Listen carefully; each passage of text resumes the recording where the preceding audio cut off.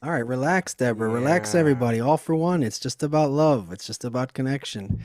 All right, hello, welcome. Welcome, everybody, to the Great Transition, where we talk about what's going on in the world through the lens of the authentic wisdom of Kabbalah. Hello, Asaf, back from family vacation. I'm glad you made it Yes. with just Yeah, in the yeah, nick of time. How is yeah. the world out there? Family vacation quite limited, COVID restrictions and so on, but Mm.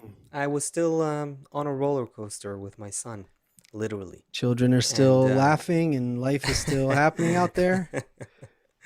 That's kind good. of, kind of. All right. Just before the end of the world hits. So, Okay, okay. And Chris, hello behind the scenes.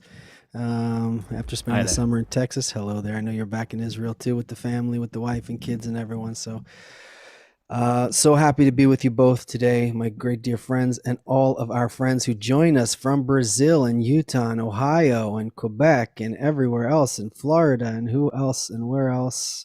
Thank you, UK, I Azarel, see. for what? UK, South Africa. Yeah. Yetzi in the Netherlands, and Azarel is again streaming us live from Wales out to Castbox, and whoever is listening out there in Castbox, let us know where you are so we can have you in our minds. So, what a topic today! We are approaching a spiritual renaissance. There's something that happens that's not our responsibility or not in our wheelhouse of stuff that we're responsible for, and that's like moving from a plant to an animal. These kind of things are part of the process. Mm-hmm. Later we'll discover it's actually all inside of us, but in the meantime we're just going, okay, there's some history, there's some trajectory, and we Uh-huh. see that when the desire inside of the creature changes, the mind changes, Hmm. right? When the creature just wakes up in the morning, caveman, my great grandparents, my cave grandparents, grandma and Yeah. grandpa, they woke up in the morning, we need to eat. So the mind thinks, what can I do? I have a spear, I have a rock. Let me go. Oh, and the last time I hunted with this guy and that guy, we were successful. So let's go, right? You wake up today, and then the first thing is like, what's going on my phone? Where's my coffee?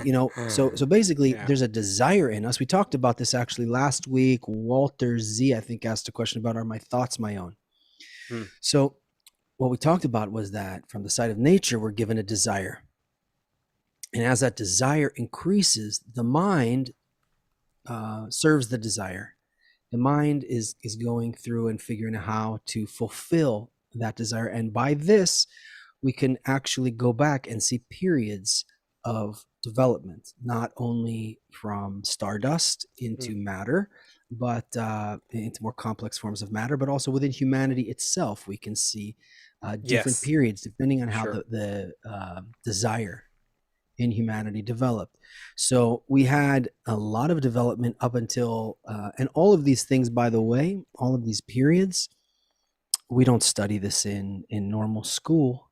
But as you start studying the authentic wisdom of Kabbalah or the wisdom of Kabbalah, you see that there is this other history that we never learned about. For example, when we see Pythagoras and when we see the Greek philosophers and we see the great Roman um, uh, social structure that developed, Mm-hmm. and before that there was the Persian, and there was also the Persian society. When we see these, there was always the Kabbalists developing, and we could even go back and see how the uh, the Greek philosophers, for example, came to study with the prophets of the Bible, not in a religious way. These were people who attained spirituality, and so people came to study with the prophets of Israel. So we don't really Yeah. know. It's kind of more hidden in the general education what was going on, that whole system there. It's not a yeah, it's not something that is out there in the history books, but if you, dig up, you'll find some indications, such as what's his name? There's this German, very famous German philosopher, Johannes Reuchlin. He Hmm. writes, I think, in the 16th century, maybe something like that, a couple hundred years ago, anyway.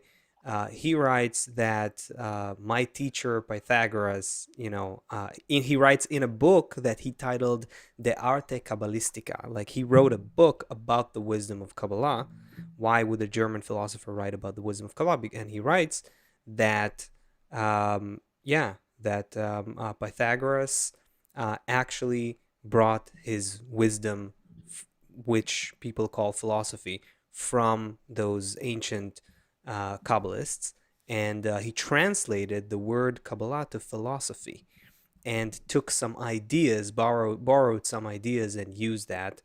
And he writes that, and then and then if you look deeper down that rabbit hole, you see a bunch of other philosophers, again from hundreds of years ago, who write similar things.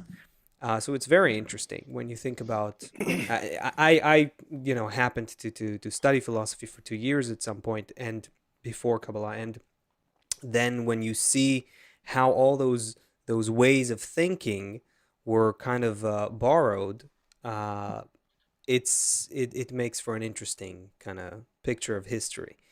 But Kabbalah is not So philosophy anyway, so it what, what's may have sparked the drove the beginning of philosophy, which then became the beginning of science. So Kabbalah is actually at the root of scientific thinking as well. But anyway, why are we going there? that's what. Where am I going? Yeah. So Yeah. this is something that to pay attention to. In the meantime, you'll eventually stumble upon Isaac Newton's Latin copy of the Right, Zohar. Isaac Newton. So Yeah, this is I don't know all the details there, but there's also something about. Do you know exactly what the he went? I think well he studied Hebrew specifically in order to study Kabbalistic texts. There's some indications was of Newton that. the one who did the prism, made the white light Uh, into seven colors? I don't remember which guy. Anyway, it's an aside, but this is is of Newton course the it talks about prism? that in the Zohar. Chris, help us here with basic history that we that evades our mind, please. Please. Yeah. Okay. So Go ahead. okay, it's interesting, and it will help us as we kind of put together our picture of reality. We're not really interested in studying history, but it will help us kind of understand what's happening, and will make so many things clear that were not really clear before. So we had this the rise of the Roman Empire, of course, and that corresponds. We've said this in the show before. All these empires corresponded with things that happened to the Kabbalists at the same time. They had that temple, that second temple in Jerusalem.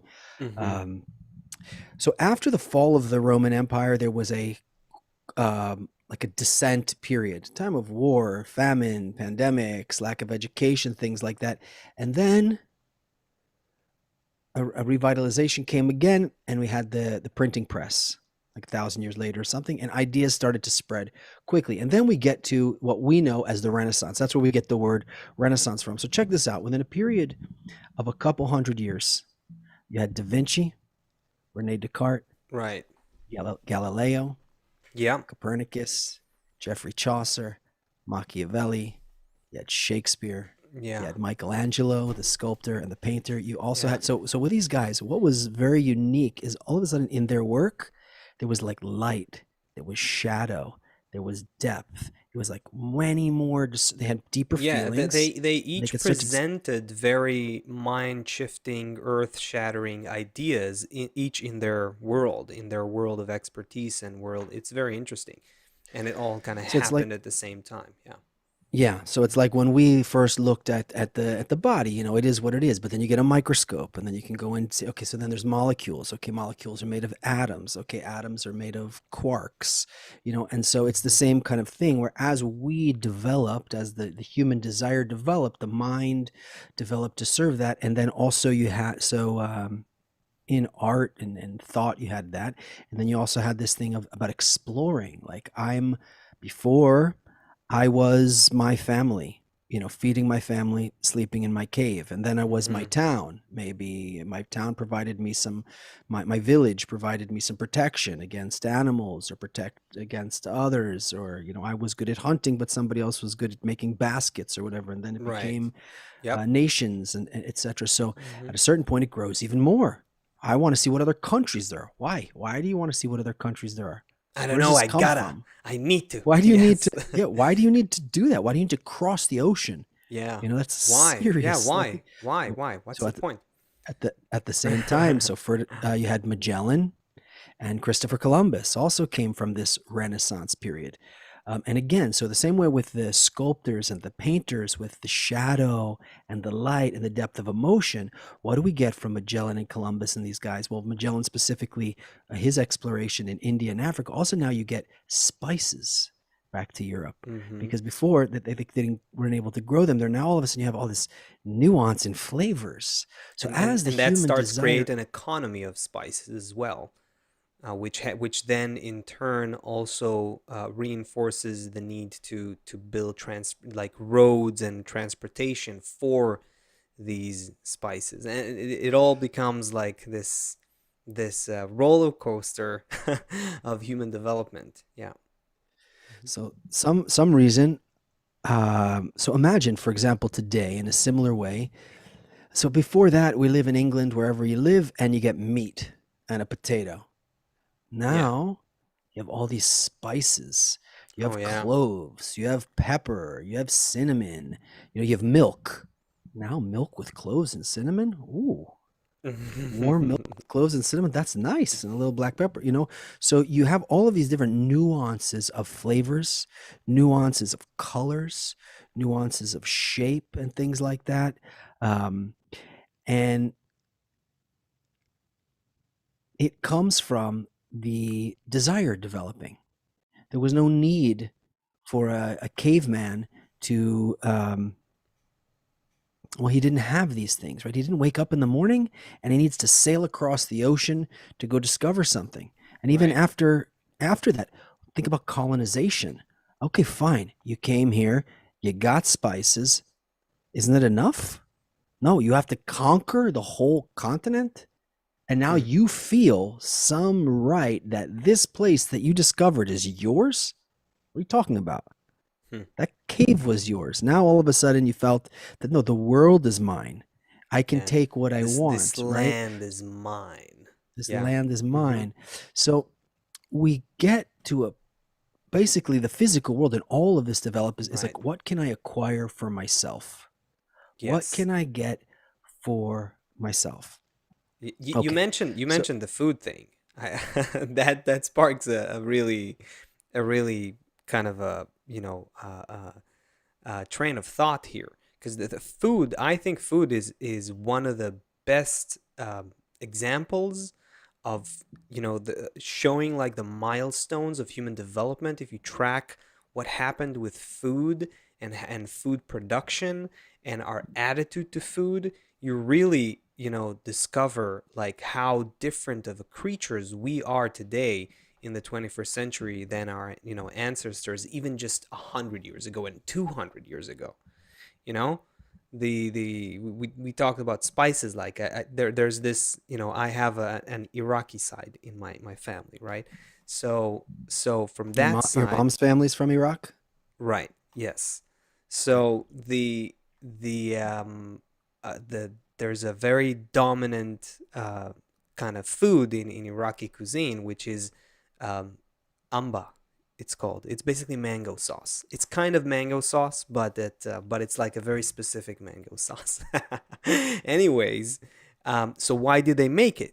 So you got to wonder. They definitely didn't travel the world and went to explore new countries and new continents and conquer new land just to get that mango to make mango sauce. No, they probably made mango sauce because there was mango, and it was like one of the best, one of the things they had, and they probably had a lot of it.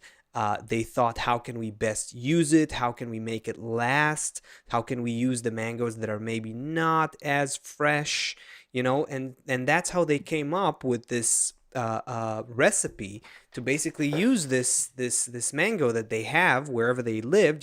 The geography basically, and the conditions of their habitat dictated the kind of food they ate. And there you go. Here's the mango sauce. Yes, yeah. This is, oh, you see, this one says amba. This one, there's one here that says amba. That's probably that's It's like a the mango curry sauce, which is kind of strange. And right. sometimes it could be I spicy, mean, look, right? It's in India too. There's roots for it in India too, of course, but Iraqi as well. Anyway, so why did they make it? They made it because it had to do with the natural conditions they lived in. Right now, how so, and that was essentially the how cultures made food. You know what I mean? So any kind of food that you eat that has to do with the culture, if you're tasting like Iraqi food or Irani food or whatever it is, English food or but the farther you go back, the more ancient a culture is, the more their food is comes from the natural conditions that they had when they made it. So when you're tasting it, you're basically tasting not just a flavor, but you're basically tasting, poetically speaking, right? You're tasting the kind of limitations and conditions and kind of life struggles that they went through, because that food represents a certain set of conditions that they had in a certain geography, certain time they had, certain fruit they had, certain vegetables they had, and so on, right? Now today, look how different is that from the thought that goes into how to make food in the 21st century. So first of all, today, you don't look at what nature gave you and you make food based on that. You go to the supermarket, which is also the name of it. The name of it is just so funny when you think about it. It's the supermarket, right? It has like anything you can possibly want. It has whatever you want. Like, this is the abstract abundance that you just need to display your specific desire, and accordingly, there's a stand that holds that fulfillment that you crave. We created Mhm. a place of abstract abundance, almost like it's kind of a representation of what the human ego wants. We want fulfillment of any kind for whatever need that awakens in us at any point in time. We want to I go want to something crunchy, yeah, but also a little bit sweet. And if it can be have a smoky taste to it yes. too, that would be good. But also, I don't want to feel bloated afterwards. So if it could have none of this and then like Yes. that, and And add to that, okay, so that's on the desire, that's on the consumer part, right? That's how, in the past the consumer was, "Oh, mommy, you made food. Thank you." Right? Today it's like, I want some needs to have like a little bit of salty, but it also needs to be sweet, but I really want it to be like really melting a little bit and like, like the yeah, and crunch. greasy and greasy too. That's the consumer side. Now, who makes your food? Who makes your food? So in the past, your family made your food with love because they wanted to feed you, they wanted you to live, they wanted you to survive, and they thought about how to use the resources in the best possible way to feed the whole family.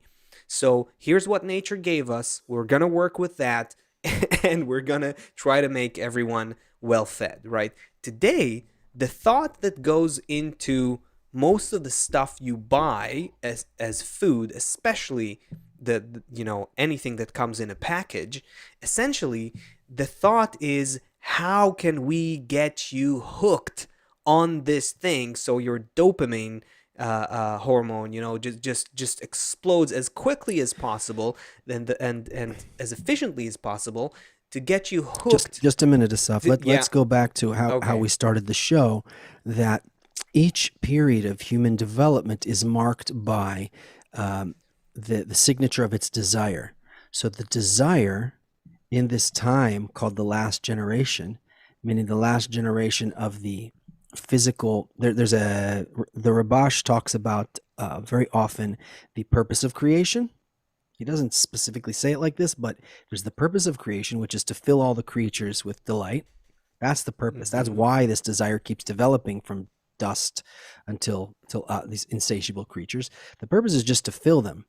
But in order to fill them, since our stomach is only that big, since our mouth is only that big, in order to fill it with endless fulfillment, we need to correct creation first. So there's these two things that are happening. So this period now is called the end of the physical world, the end of the material world as we know it. It's the last generation. We're All going to right, we correct. need to explain this title too. Wait, just hey again. Hey, Just I Chris. thought about this. Yeah, hi. I thought about this, and it's really bugging me that we haven't said it yet. I don't know if you're familiar with the Victorian age. Are you familiar with the Victorian age? Like back Yes. then, it was like at the very it was at the precipice of a lot of different ways how people carried themselves, and how my home looked. Maybe I bring in more objects into my home, and then that kind of establishes who I am and how I present myself to society. Kind of last show we talked about that. But what's interesting then is that was the period also where people started caring about what they smelled like. And that's kind of Mm, also something that that kind of carried over that's into our interesting. generation. And we can't even really imagine what it's like to, okay, I smell bad, I'm not doing it. But then that desire started to kind of emerge a little bit where we started feeling like, oh, wait, it's actually something that I care about is how I smell. So all these, you're talking about these, these Eras, kind of These states and periods. eras that we go through. That's an era that, incremental yeah. stages of growth of the human ego and how it clothes in human culture. That's a great example with the smell, isn't it? Because Really? yeah, because think about it, like if you and I lived in the same place in the past, right? In the same geography, same mud everywhere, same swamp, whatever it is, same kind of animals and same kind of climate and all that, no perfume, no, not everyone living in their own like building with their own soap, so we had the same smell also, right? Almost like Not only how that, as animals, we're very efficient, and animals typically don't stink real bad because of the way that they integrate with nature. mm, What they eat passes through them very efficiently, whereas because they're mm, eating right, just the because they don't cord. eat the junk, basically. They don't eat Right. things that are not good for their digestive system. They actually eat what their digestive system needs. And it's an Right. efficient process. For us, we're eating. So basically, I think where you were going with this before, what No, no, no. marks But wait, the our smell thing. What Chris hit here uh is a really cool point, because with regards to the human ego developing, because if I smell like my group, right, that's sort of that's one psychology that we came from.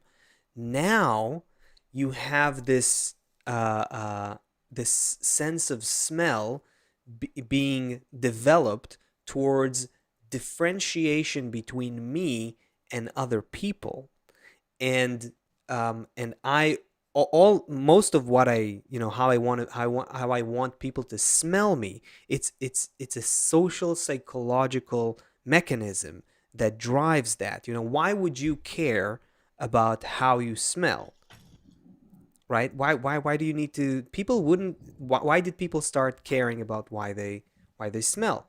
Why don't we just smell as natural as we are, and that's it? But the moment that the ego grows, meaning our sense of differentiation between us and others, our sense of separation, our sense of individual independent consciousness, then the more we need to feel distinct, to feel separate, to feel different. And it even plays out in how we smell, how we become sensitive to smelling others, smelling each other, and how we think about how we want to be smelled. Anyway, go ahead. Yeah, I just think that's a really No, this is interesting great. It point. reminds Yeah. me of being an early teenager at summer camp, and the one kid who was the oldest one had this bottle of, it was called Drakkar. It was like this cologne, and Mm. every kid would kind of like steal a squirt, and like you started to feel like you were more mature, like when you would leave the bunk in the evening, you Yeah. felt because Sure. of this smell. So everything in our era, in this era, this period of humanity, has become poisonous. Like you were saying, our food before was off of the tree. It was what was here. But now the motive behind food is profit. Yes. The motive behind any human endeavor now and is then how it can changes, and it changes the actual chemical. It goes all the way into the chemical structure that makes up your food, and how actually good or bad it is for your health, because the so the every intention that shapes it is comes from a whole different place. Yeah. right, exactly, and that's why we stink. So, so everything now is about how can I um, hook? How can I start getting your dopamine? How can I start Yes. hitting your dopamine center and get that dopamine Uh, releasing into your body through my product? How can exactly. I relate my product to dopamine in order that you'll buy more crap from me? Yes, yes. Right. We So if are I the have a dopamine culture, I would say. This is right, like one of the most obvious indicators of the 21st century. That so there's everything around us is designed to just trigger your dopamine centers in your brain as quickly as possible and relate them to a certain color, brand, logo, name, celebrity, whatever it is, just so you can just where is that thing that gave me that rush? I need that. Where is that thing that gave me? And it's everywhere. It's everywhere. Just think, food production, pornography, social media. The algorithms are designed to elicit dopamine in a dopamine response in your brain. Every time you see that notification thing and you don't know what it is, there is a certain rush because you know you're going to get something and you don't know what it is, and it excites you, and there's a certain thrill, a certain rush, and then it gets you to click that and waste more time on that and start caring about things that are not necessarily what you need to care for in terms of your well-being and health and all that. And so all of these, everything around us is just working on this dopamine mechanism, just to get you hooked, to get you addicted. And that shapes mainstream media, it shapes social media, it shapes our food production, it shapes the news. It's everywhere. It's everywhere. Yeah. so before, if I didn't have food, if I didn't have freedom, if I didn't have a good future yet, I could think of um, overcoming my challenges and reaching something. Today, we see an interesting phenomenon in mostly first world countries, Mm. this thing where people are victims. Everyone's a victim of someone else. Explain Okay, that. because, Explain what you mean. huh? Explain what you mean, because I don't know if I'm interpreting it the way you're. Around sexual identity, around, for example, the United States, okay, Yeah. for all of its problems, when we look at all of history and we look at many of the other countries in the world, for all of the terrible, terrible problems even that exist here, there's people from 100 cultures living together basically in peace. I mean, until, there's been problems, but it's quite a social experiment The that, United States. Oh, for sure. The United States yeah, is there's definitely a food here, social there's, experiment. there's not earthquakes all the No, time, and just the fact that it's actually not a nation in the sense that it has thousands of years of history like other nations. Just even that, just to bring all of those different immigrants essentially to the same place and create an artificial, basically, nation from them. That itself is a very interesting and unique thing. so what Um, we see happening recently has a is strong. that I'll just there's have to throw it. I just have to throw this thing. Won't get into it. It has one parallel, clear parallel that I see in history, and that's the Jewish people. But won't get into this now. That's America, just you mean, that it's a mixture of all these yes, different, yes, okay. because um the little known birth story of the Jewish people is actually very close to this. But anyway, not for now. okay, Yeah, so I threw you off completely. where You were had we? you Yeah, had a yeah. certain train of thought, Ah, and I just this kind of I'm victim on a roller mentality. coaster. I told you I just got off a roller coaster with my son. My That's head all is good. So this kind of go victim ahead. mentality that everybody is somehow a victim of something, um, and Oh, it I it see where kind you're of going. comes.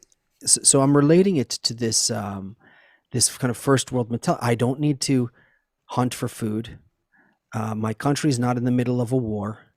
Um, And so I need, let's think of it like this. Like there's like a Liam Neeson or any of these kind of Hollywood movies, right?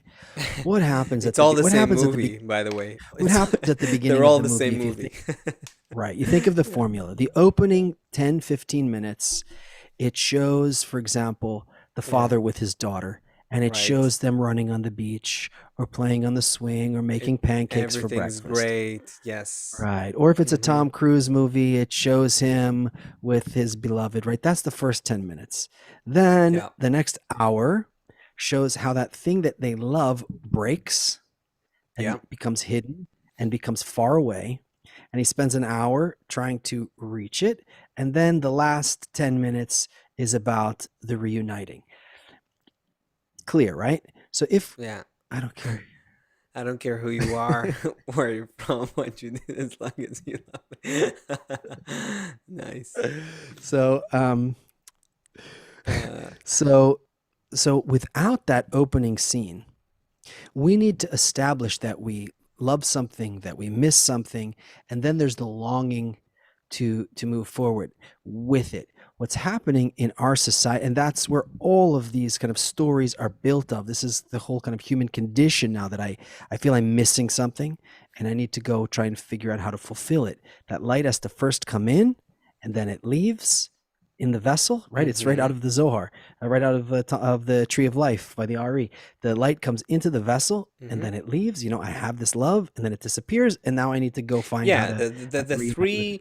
the classic three act structure of most the Hollywood films is basically boy wants girl, boy loses girl, boy gets girl, basically, or anything, put in this equation whatever you want. But yeah, and why are we wired for that kind of story? Because the creation of the need is what creates the need for the fulfillment, the need for closure.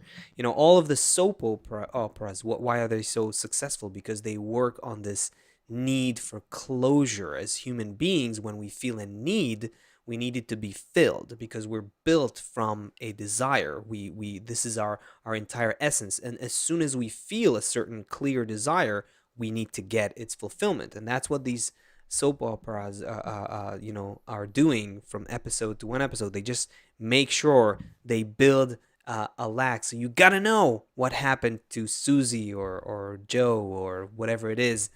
And and then they stop that episode with the need for closure, and then you got to watch The another the one and get another.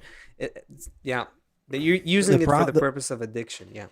the Hmm. problem with this dopamine addiction culture is that there isn't the emptiness, right? You're just going from boom to there's no refinement of the desire.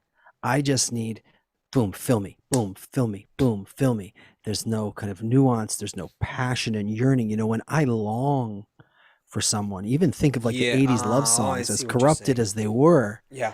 as kind of corrupted as that, every guy in the 80s who wrote a love song like I Love You Forever, for sure they were divorced and there was some special made Yeah. about them on MTV about that. But um, No, no, no. just that you're, I see what you're saying. I would put it like this: instant gratification is the problem with instant gratification is not just that you get hooked on things quickly, because it bypasses all your logic, your is it good for me, is it bad for me. It's just boom, dopamine, thrill, pleasure, right? So it's not just that instant gratification makes you addicted. The problem is it robs you of your ability to train your senses, to train your vessels, to build your sensitivity. Anything that is achieved without uh, a process that requires your conscious participation, your involvement, is a process that will not grow you. And there's the famous marshmallow experiment where they do with kids, and they put marshmallow in front of them and they tell them don't eat it yet. And they go out of the room and they see, it's an experiment about delayed gratification, but and it has remarkable results, correlations with what the kids are capable of doing and what they do later in life. But in any case, our culture is getting us so addicted to and used to instant gratification that if something doesn't give us immediate gratification, we have no power. We become lazy and unable to explore things without immediate pleasure. And that's a problem. That's a big problem because our whole potential as human beings is to develop a desire that we don't already have completely developed in us. That's the difference between us and animals. Animals are completely programmed. Their desires operate them. Ooh, I want grass. I need this, some water. I need to mate. I need this. I need that. For us humans, we have the ability, we have the potential to build a desire, our desire, with our own participation. Any desire that just arises in us and we think that fulfilling it is free choice, it's actually being programmed. It's actually the opposite of free choice. The only free choice we have is if we consciously participate in the development of our own desire. And that can happen only towards spiritual desires. Because in the So material this, world, it's all done. Anyway, I'm right, going that's very the fast here, and I don't know where you want us to. that's the sign of the end of this material development, so to speak, is that Right, we have to now explain our title too. Yeah, forgot so about the title. we can't define it, but we can approach it, and it'll start to come into focus that we'll be unable to feel fulfilled anymore from the physical reality. So now we need to be clear, okay, everyone, that we don't have anything spiritual in us. We have a point, actually. That's why we're here. I call it a point in the heart. But in our life, really, we don't have any will to bestow. We don't have anything spiritual. So we start to ask ourselves, why am I suffering? And then we try and search, how can I get rid of this suffering? And we can try and minimize the desire, you know. Um, but through certain exercises, we start to see in ourselves what's going on. So there's different degrees of wanting to enjoy. First, I'm like an animal. I just want to enjoy to enjoy. I'm not even conscious. I want to eat something. I go to eat it and that's it. Then okay, well, now I want to give. Now, as we start, developing a little bit, I want to give because I see that it's better. So I want to give, but I want to give because it's better for me. This already in the wisdom of Kabbalah is almost called like lolishma, right? I want to give. I'm not an animal anymore. I'm starting to maybe be like monkey plus. I see that it's better to give, but I'm doing it because I see it'll be better for me. Now we draw a line. After that, we say, well, actually, the step, the next step, and this is where what nature's kind of performing on us, is the first from King David's Psalms. He wrote, turn from evil and do good. Forget Hmm. about good. Forget about doing good at all. First things first, just stop doing bad. So all of this, all our businesses, our food is poisoning, our water is poisoning, our new solar panels are polluting, our cars are just everyone stop, and we can see through the coronavirus already. It's the first. It's like shutting everything down. Stop. Everybody go home. Why? The vice president of the United States made an announcement this week that people should start buying their Christmas presents now. She's in Asia, Southeast Asia now, saying that we should start buying our Christmas presents now. I don't know why she said that, but I can see in my own business we're having supply chain issues the Mm-hmm. mechanism that used to supply all the parts and all the toys and all the junk and Mm-hmm. all the crap, that where does it end up? Eventually ends up just in a landfill somewhere. This giant consuming machine that's just making waste.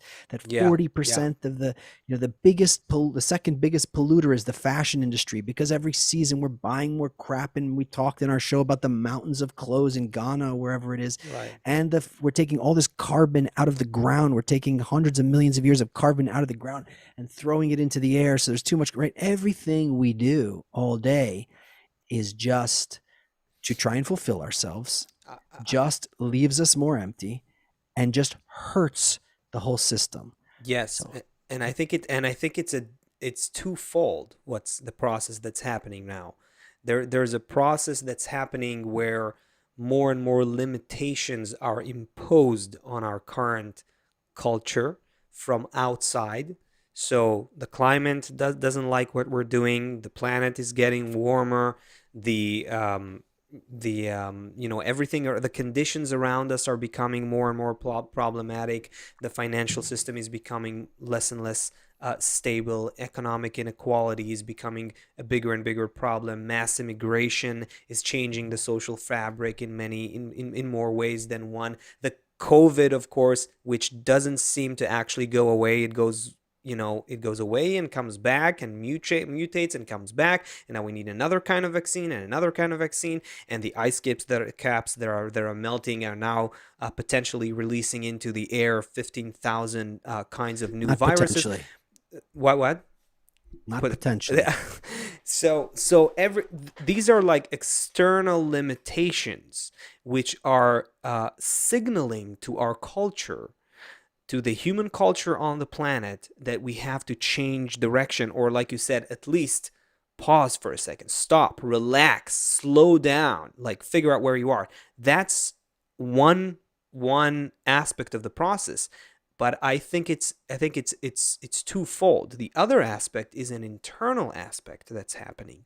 We are beginning to see that nothing fulfills us. We're beginning to recognize that we've created a culture that we make ourselves addicted to anything that we can in the name of profit, right? Everything that we create is guided by that intention to maximize profit. And because of that, we are poisoning ourselves. And like we said, it's very clear with the food industry, but forget the food industry. How about the medicine and the medical industry, the health industry? That there's the same problem exists there. You really, I remember we talked about it at some point about how there are some great cures for some horrible diseases, that some of them don't go into production because there's not enough profit in producing them. So we have a problem with this intent, this guiding intention of our culture, and we're beginning to see internally that our desire to be fulfilled can't be satisfied with material things. That, I And think, for is this, what's I want to gradually for this happening. I want to thank the maker of And the that, heaven and the earth, yeah. through his angels, the corporate oligarchs Mm, and the corrupt politicians, sure. the angels of the Most High, who sit in Washington D.C. and who sit in corporate boardrooms on Wall Street and Silicon Valley. All of these angels who are helping humanity realize that we will never Yes. be fulfilled.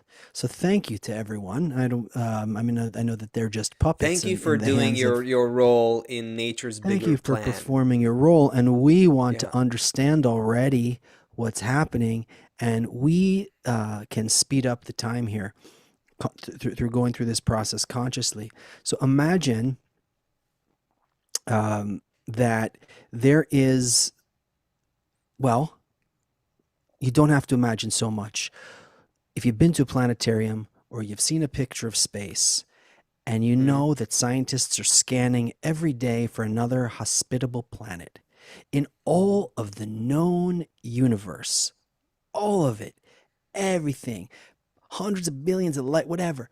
There's one tiny speck that supports human life. We only found one so far, okay? Right. Yes. One human speck. And And it's on very, this one, very unique in terms of the conditions and the constancy that it keeps in such a dynamic world. The it's the homeostasis that manifests on planet Earth and is required for life to exist and evolve is nothing short of miraculous in terms of and this, probabilities and so on, like the right, and probabilities this for it to happen. one Yeah. tiny speck produces enough food for 20 billion. Enough food for, I mean, if we're wasting today, I don't remember what we said, one third of all the food. I don't know. There's plenty Some of food. statistics say up to 50% of food produced globally goes to waste. Okay. Uh, So this one tiny speck in all the universe that we've been able to find so far is the only one that can sustain human life. Okay. Not only that, it provides enough food for everyone. Not only that, there's enough money here for everyone. Not only that, there's enough water here for everyone. There's enough clean air here for everyone. There's enough beautiful things to do for everyone. There's a right. lover for everyone. And we are doing our best to and destroy it as and we're fast and we're as looking possible. and we're looking for new planets to destroy as well. We are running towards a world war. We're looking to destroy Yeah. our neighbors. We're looking to destroy our competitors. We're looking Right. to drug our kids instead of spending time with them. We have a kid, Yeah. we run right back out to work every mom, and people have to work, but we are doing our damnedest to destroy everything as fast as possible. Okay, that's Yeah. basically what's going on. There's one place in the whole known universe that supports life as much as possible. So now let's do a little thought exercise for a second. Imagine there's a planet, this one. Imagine there's a place that provides everything you could need, right? And soon we'll see with all these robots and everything like that, they can perform all of the boring jobs. So you need to, so Right. there's very little left for us to do. There's food for everyone. There's enough of everything. Imagine you wake up because of the spices and everything. It smells beautiful when you wake up because the person next to you has, like Chris was talking about the Victorian era. Now we Yeah. have this thing, we want to smell nice, right? And you go downstairs or you go into the kitchen and there's rose petals in front of you walking at every step. This is how life can be. And you go to the kitchen and someone made some warm milk with, or vegan oat milk or whatever you like with cinnamon and cloves Okay. and right. And this and everything is just beautiful. And this host wants to give us everything. There's everything here we can imagine. Now, we're still talking about the physical world, but we're just using this as an example that there is enough of everything. And we now, because we're not a creature, we're not just an animal, we start to relate to this like, oh, in all of the universe, there's one tiny place, and everything I need is here, and everyone around me is being taken care of, and we have time to enjoy each other, to learn about life, to support each other. We start feeling full of inspiration and possibility. And then we say, oh, I start to relate to this force that's giving everything to me. Now, when I'm starting to relate to this force that's giving to me, I realize that I'm a Cancer if I just want to take for myself, right? So we talked at first, we're an animal who just wants to receive for himself. It's not good or bad. He has no consciousness of any of this process. He has a feeling, he goes after it, that's it. Then he starts to feel, oh, well, maybe it's better for me, and that's all the trickery and everything. It'll look better. I'm going to give to you, but only so I receive to myself. Now, all of a sudden, I start to understand what kind of system I'm in. And there's this force that's providing everything. And I just want that force to be good because it's providing everything. Now, this is already kind of the third level. That's called that's stop doing bad. That's really kind of stop doing bad. This is already kind of like, we call it bestow in order to bestow, so to Oh, speak. let me add to this beautiful picture. Please. The about the, let's say, the last stage of it, or the stage where the transition happens. I would zoom into that process and say this, that right now we're at the point of gradually recognizing You can call this, in Kabbalah, we call this recognition of evil, or recognition of our oppositeness to the law of nature. These concepts of good and evil are very, um, they have religious connotations and obscure interpretations. So to be more, technical about it, we have to discover, feel it, sense it in all our bones that we are opposite to the law of nature.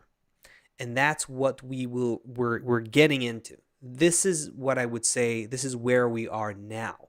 And as we progress in this, we're going to feel how nature doesn't respond well to our presence on this planet, and we can't calm down. We can't find peace. We can't find fulfillment. We are looking for it in the wrong place. And then there's a transition that needs to happen. That's the spiritual renaissance, I would say. That's the great transition, right?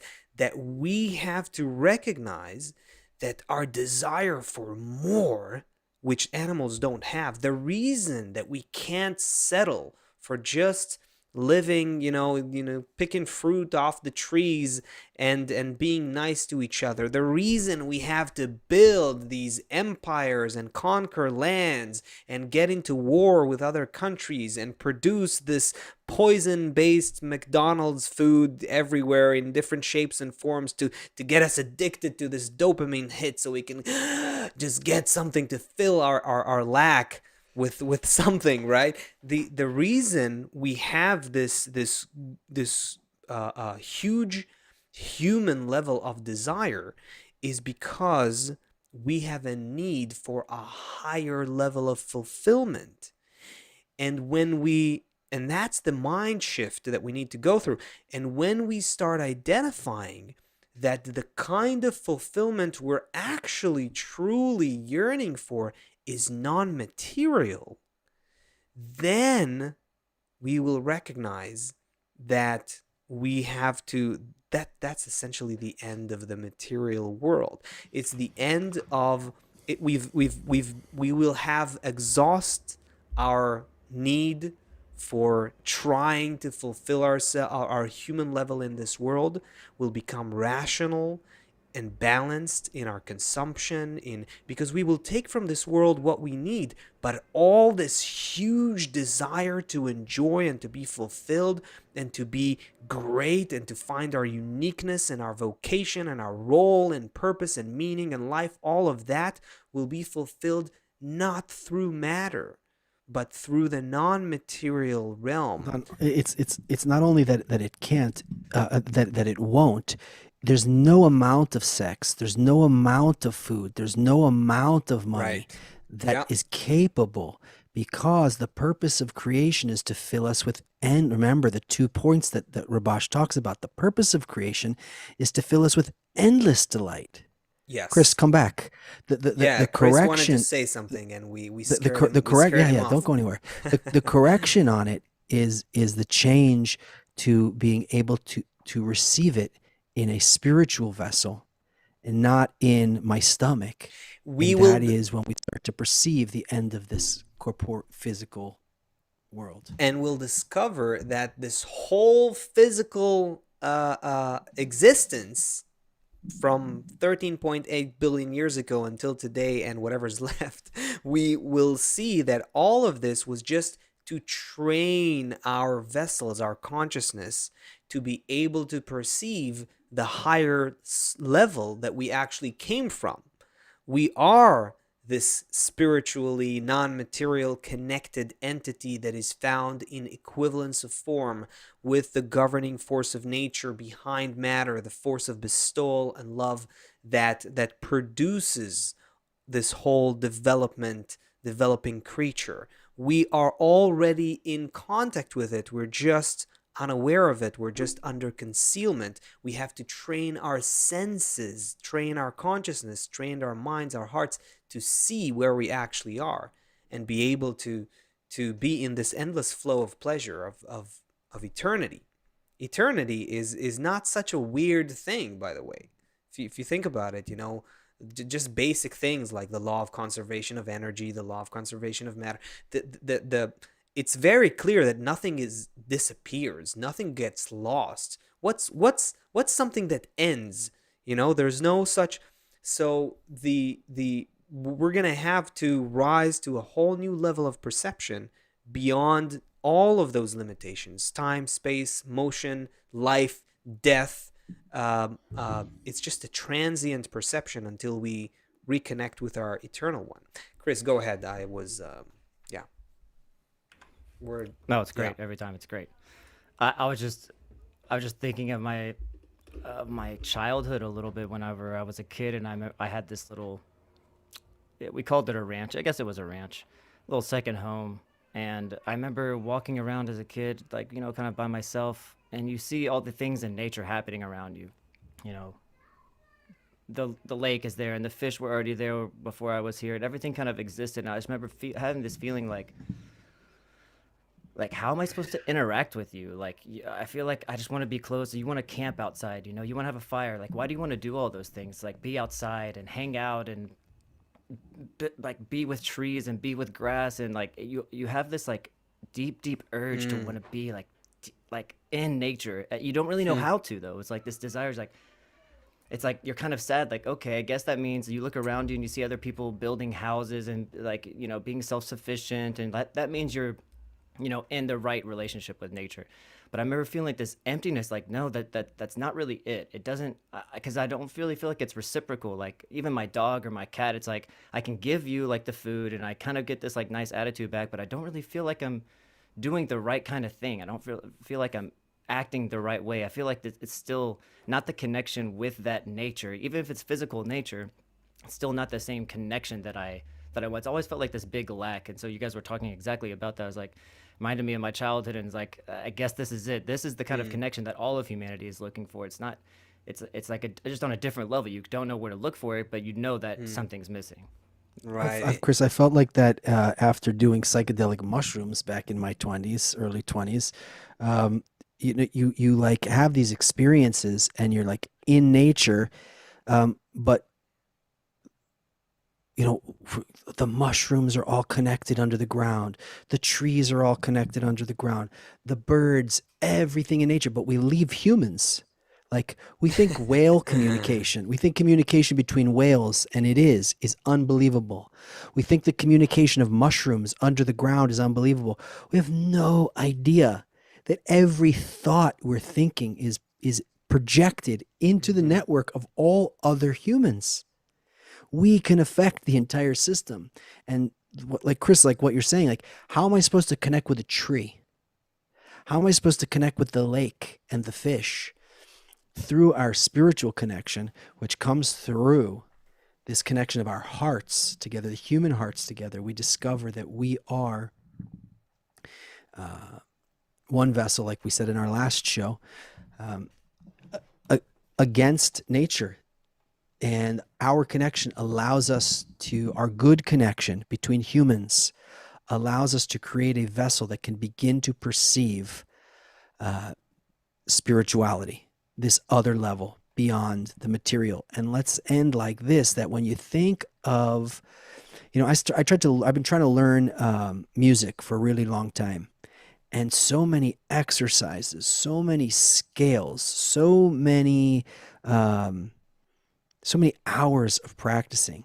But when you think about a child, I heard this from a great musician called, his name is Victor Wooten. He's a bass player. He said, when a child learns to speak, you don't say to the child, listen, you just go into the corner until you learn your ABCs. Or like, I'm not going to talk to you until you can string a few sentences together. The child hangs out with the expert speakers. There's no distance between them. And we see today that as people are finishing our first fundamental classes in KABU, they're entering the lesson with the Kabbalist and with the students who've been there for 10 years, 20 years, 25 years. The beginning students, as soon as they get a foundation, are in there. Why? Because we're all being influenced by this upper light. And the way that we come to this new level is not going to be through, oh, I need to practice every scale. Oh, I need to practice the. No, it's like a baby. The baby just needs to be around in the influence of the sources, of the Kabbalistic sources, and of what's going on, this kind of other perception, and it moves us. It develops us like a baby develops, and then all of a sudden begins to speak into higher desires. Um, we start to be drawn towards this higher connection, and the physical world, while it still remains, it in the meantime, it becomes I don't know, maybe the way that we would relate to our organs. They're there, Mm. they're working, we use them, but it's not this. I don't associate myself with my lungs, and in the same way, the physical world in the meantime will be here, but we will start to be above it, feeling each other in that other network. Asaf, we covered a lot of ground today. I'm not even sure Yeah. how we got to this point right here. there's there's a lot. Obviously, there's more to explore here. There's something that really got me interested in exploring, where Chris talked about this experience, that there's this attitude that we all have towards nature that we need to figure out. This is all of human history. What we're doing in our development is we are gradually discovering, defining, realizing, recognizing, changing our attitude to nature. Who are we, and what is this source of life that we are in relationship with?